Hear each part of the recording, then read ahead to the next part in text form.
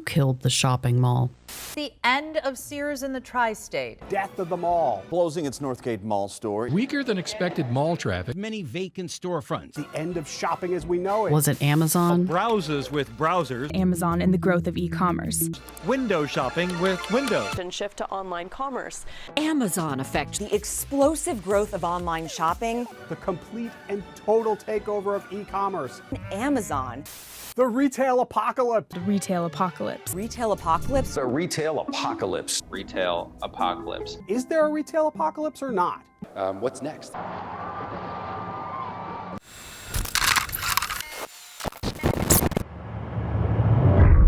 Or were we just...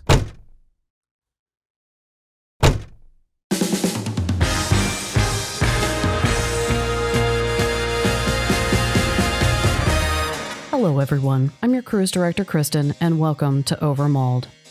Over the last 2 years, I've covered close to 30 malls, and I can say for certain, Amazon was not the single force that caused any of them to fail. However, an awful lot of these stories include a tale about something newer, bigger, better, and opening a little bit too close by.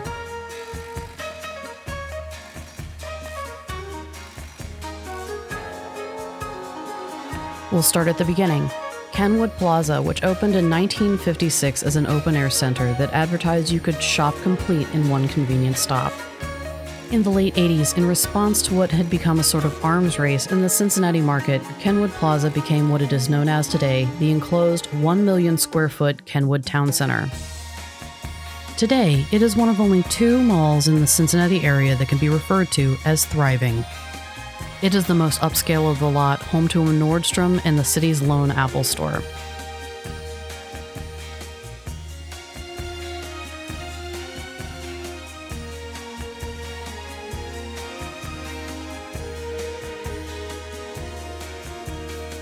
A large part of its secret to success is being adjacent to the richest neighborhood in the Midwest and 11th richest in the US, the village of Indian Hill, where people have both the money and the time to spend shopping in posh department stores.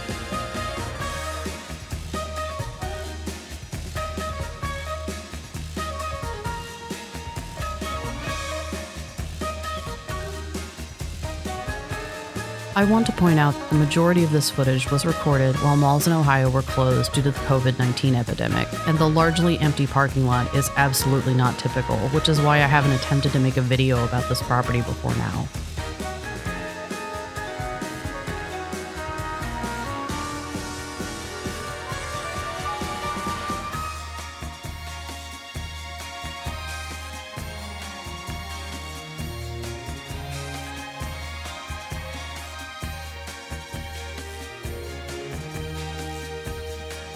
The economics outside may change, and while Kenwood Town Center has evolved to become a 21st century mall, the traffic inside is the same as it was during the 80s and 90s golden era that has long since faded from other properties.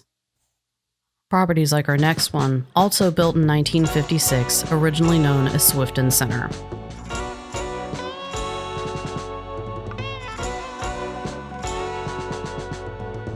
Swifton Center was built in the working-class suburb of Bond Hill and was anchored by Rollman's, later Maybelline Carew, Kresge, G.C. Murphy, and 2 supermarkets. When it opened, it was hailed as a shopper's dream world, a 2-level open-air center that hosted 57 stores along US 42, which was a major thoroughfare from downtown to the northern suburbs before I-275 was built. The beginning of the end for Swifton began around the time that bigger and fancier centers were starting to be built in the early to mid-60s around the 275 loop that would circle the metro area. By the mid-1970s, the mall had fallen out of vogue, and a plan was developed to remodel and upgrade the complex into an enclosed mall. The remodel was ultimately scaled back, and it remained an open-air center renamed Swifton Commons. Hampered by changing economics, most notably the closure of the Norwood GM manufacturing plant and stagnation of GE's plant in nearby Evendale, by 1996, with only 29 tenants and a now empty Elder Beerman anchoring the aging property, the shopping center was in foreclosure and was sold at sheriff's auction.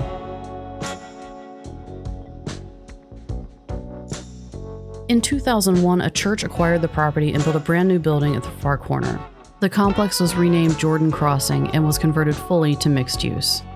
In 2003, the mall was acquired by the Port of Cincinnati and demolished in November, leaving what even today is still a dirt field.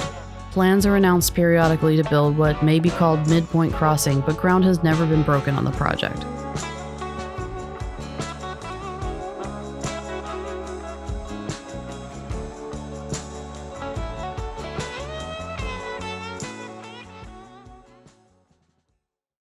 15 minutes further up Reading Road and a bright turn on Kemper reveals what could have been a partial cause of Swifton's woes, a brand new, exciting center at the intersection of Butler, Hamilton, and Warren counties that would be known as the #1 shopping mall in town till the late 90s.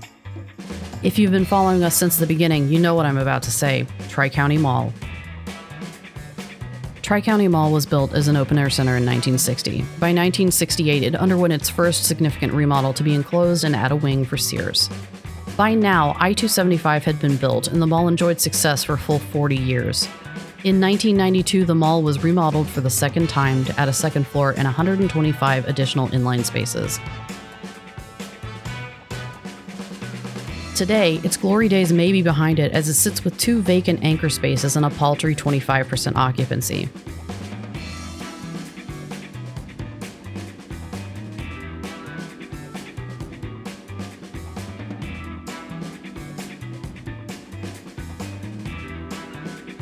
It held on through the 2000s, but with increased competition from 3 new lifestyle centers built in the 2010s within 20 minutes of here, it has not evolved with the times, and its still pristine 1992 marble corridors play host to far fewer customers these days.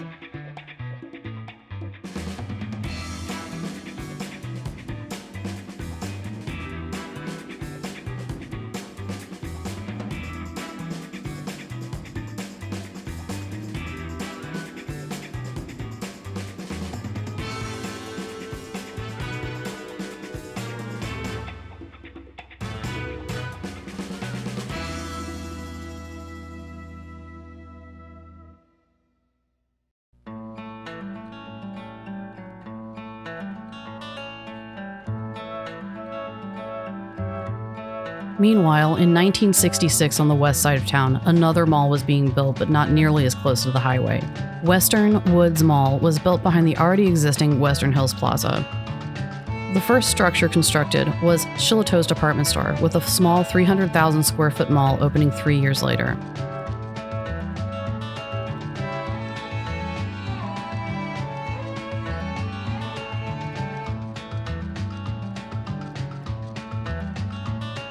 It hosted about 20 tenants, and looking over that list, it looks like a great place to hang out as a teenager. An arcade, records, books, and a pet store round out the lineup, along with the JCPenney catalog outlet and Thriftway grocery store.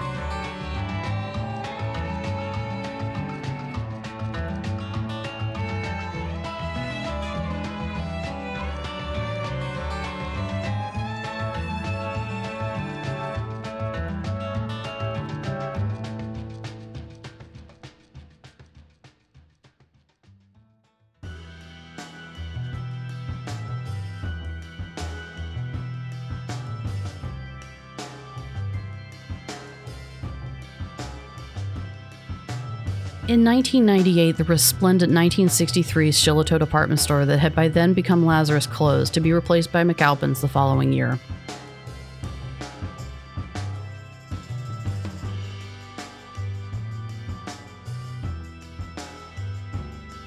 In 1999, the aging mall's corridors were torn down to be replaced by a Home Depot.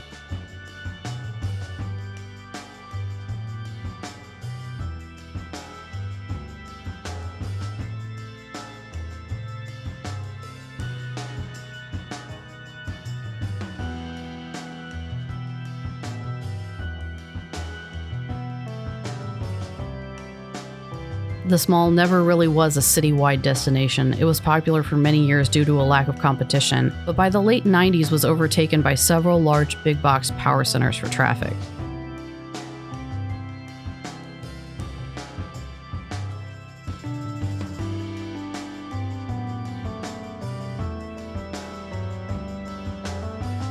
What was last occupied by a Dillard's Clearance Center closed last year, and occasional rumors suggest that there are plans to demolish it.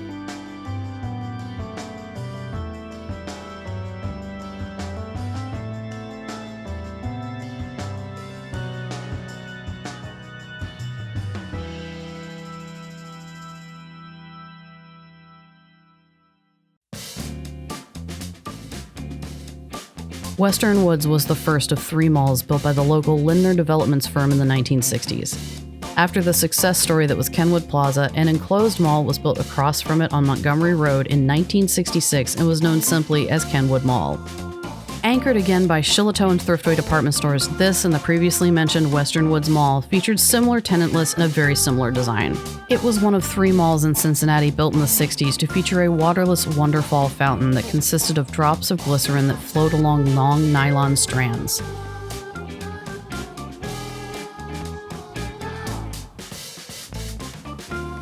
For many years, Kenwood Mall was the shopping destination, and Cincinnati's nascent love affair with the enclosed mall was cemented.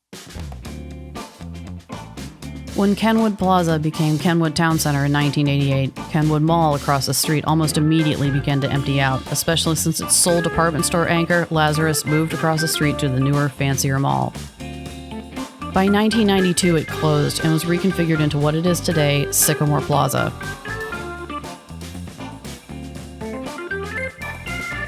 Only a few elements of the original building remain. It was gutted except for the floors and a few of the exterior walls, but you can still make out the shape of the former Lazarus that the large glass roof rises out of the middle of. This is a somewhat unusual concept. It's a big box power center with enclosed elements. They're not corridors so much as they are atriums. It's doing mostly well and is in the process of a remodel and facelift as we speak, but there are no small inline tenants. They're all junior anchor sized or larger.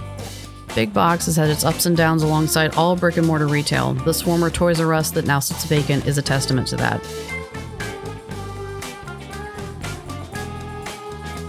However, the first rule in real estate is location, location, location, and it's hard to go wrong when you're across the street from one of the most bustling malls in the state.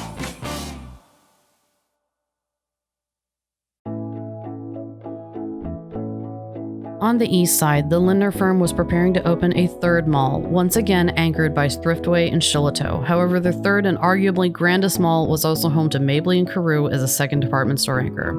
Dedicated in October 1969, I bring you the late Beechmont Mall.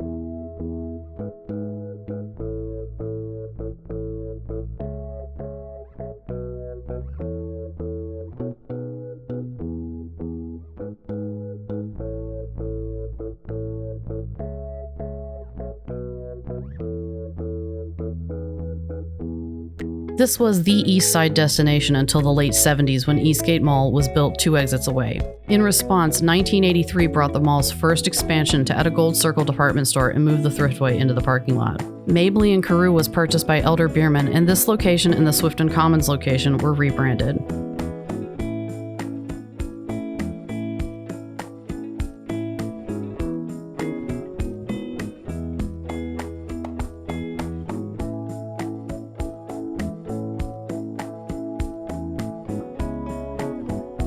Elder Bierman held on until 1992 until it was replaced by Parisian until 1999.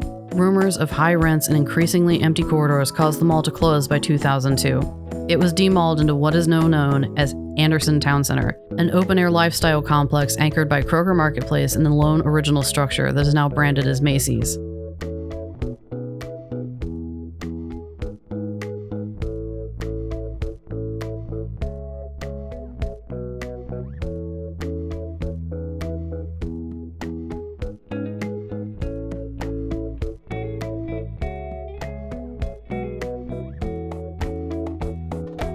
This complex just keeps expanding. With the closure of Kmart in 2014, the former building was torn down to make room for a movie theater and additional retail spaces, including a gym and indoor trampoline park.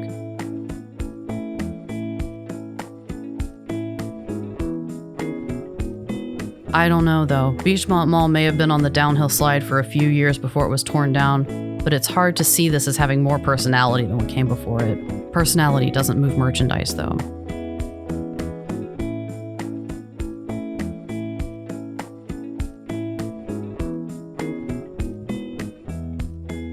In 1956, where this episode started with Kenwood Plaza, the Cincinnati metro population was just over 1 million, and by 1970, it had experienced a modest growth to 1.2 million.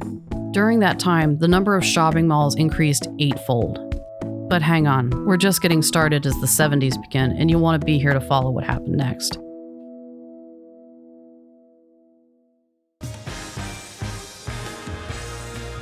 Thank you for watching with us, and next week we will delve further into even more malls when we cover 1971 to 1979 in the 2nd episode of OVERMALLED.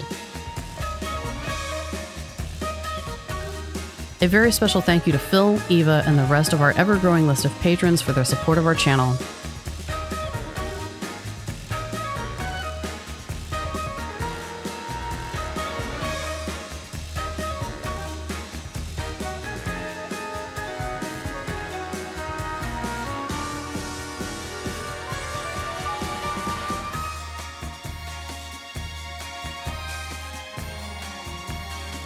If you like what you see, don't forget to drop a like and subscribe to be notified of new videos, including next week's episode. Until then, we are Unicom Productions, and we'll see you next time.